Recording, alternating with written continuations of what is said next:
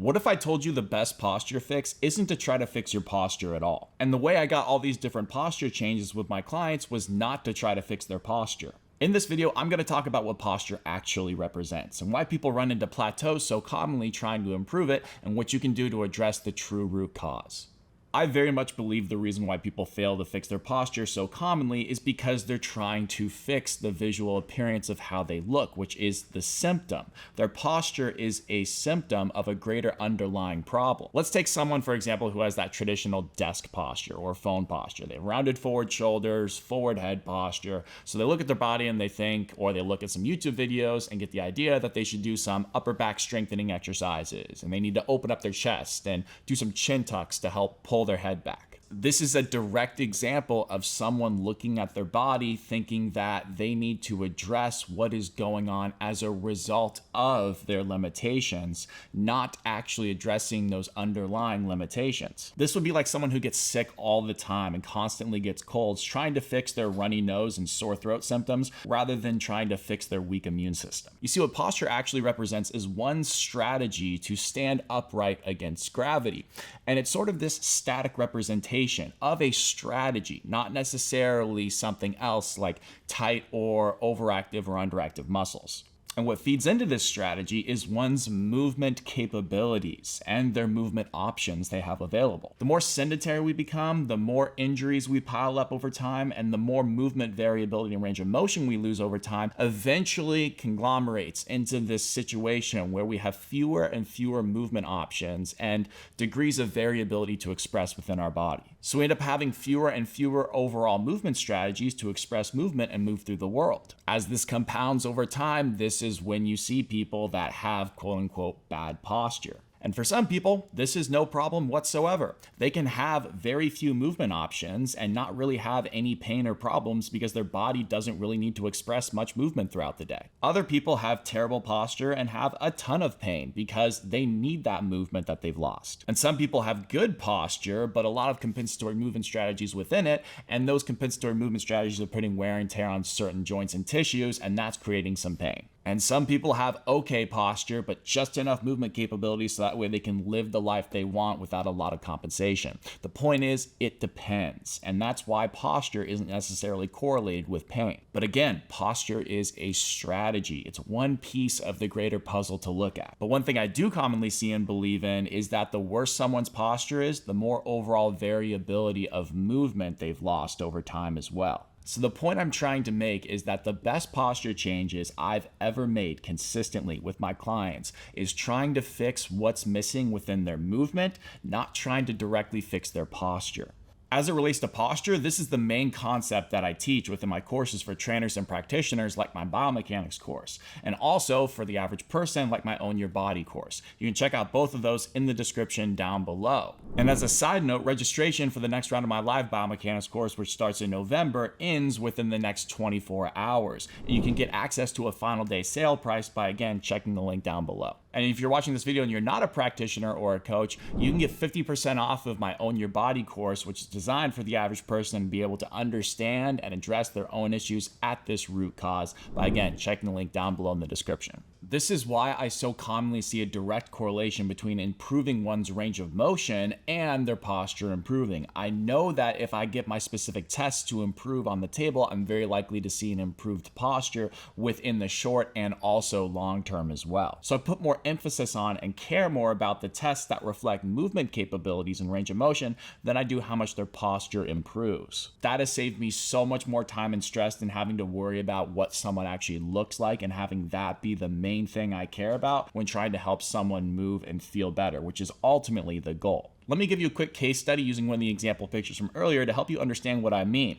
And then I'll give you a quick introduction and how you can apply this same strategy to your body. Here's an individual who had a very forward center of gravity. Look at how far ahead he is of that orange line, which would represent neutral. This individual was missing a lot of things within his body in terms of movement. But what he was primarily missing was the ability to access hip extension. The more forward your center of gravity is like this, the less you're able to bring your leg underneath you into this position, which is called hip extension, because everything is so far leaned out in front. So that was one of the main tests that we cared about. And also his foot was stuck in a position where he wasn't able to find his heels very effectively, and his foot was kind of collapsed down into the ground relative to what would be more of a neutral position. So the two things that we did were work on something that would improve his hip extension, but also help him create a better supinated higher arch shape of his foot in association with him finding his heels. And that dramatically helps shift his entire center of gravity back in a really meaningful way without me needing to touch his hip flexors or try to stretch him in a particular way that would help improve his alignment. Now let me show you a quick introduction how to apply this to your own body, and then I'll give you some resources at the end of the video if you want far more detail. As I quickly touched on that short case study, by far the number one movement limitation I see is a lack of an ability to access hip extension. Hip extension entails bringing the leg underneath the body, and for a variety of different reasons, whether you're in an anterior pelvic tilt or a sway back posture, you are not going to be able to access genuine hip extension.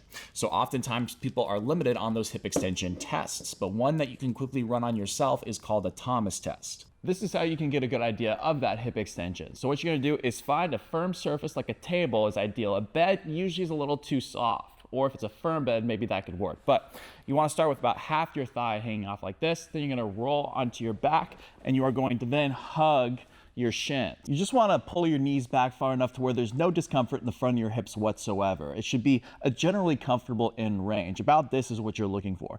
Let your chin passively point to the ceiling, back of the head rests on that surface. So then you're just going to hug one shin, and then you're going to allow the other leg to drop closer to the table. And ideally, you should be able to get it touching the table to some extent like that. If you're stopped short like this and you can't go down any further without the leg falling with you, then that would represent a limitation in that hip extension. And you can use this as a retest. The only other thing to look out for is that leg drifting off to the side. The leg should go directly straight down. And then you can test your other one and get a feel for which side is better than the other. I could tell that my left is a little bit worse than my right here. Now, a simple way you can train that hip extension is to take a foam roller and maybe a little bit more elevation depending on the person. We'll talk about that in a second. But again, half your thigh hanging off that firm surface, not a soft bed. You're gonna slide that foam roller underneath your upper thighs like this, where your hamstrings are. And you're gonna allow yourself to rock back like this, and then this pillow might be useful later.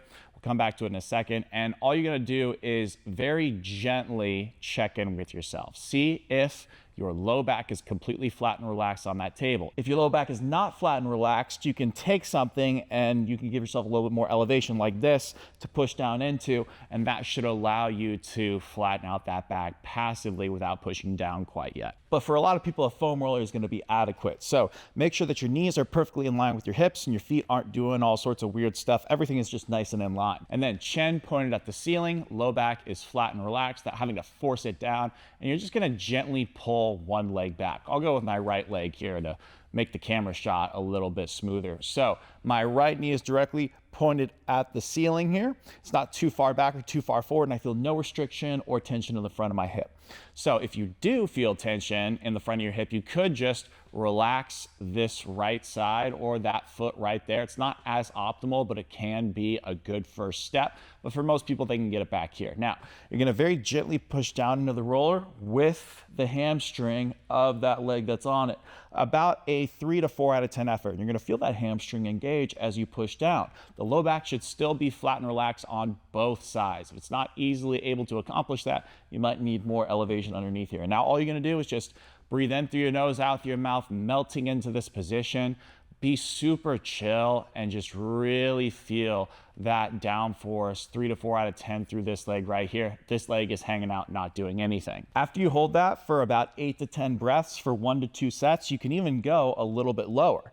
Now you can grab something like a pillow, and now you have something that's a little bit lower you can push down into. But again, the question is, can you still keep your low back flat and relaxed? But also, I know a lot of people follow my content for asymmetries and postural imbalances from side to side. So if you want to get a quick idea for where your pelvis can better and more easily turn to, you can lay on your back and do this pelvis rotation test. Let me demo that for you quickly as well. To assess your pelvis rotation, you're going to start with your feet comfortably close to your butt. You want to keep your feet and knees together. Don't go all the way back to where you feel a lot of tension in your hamstrings.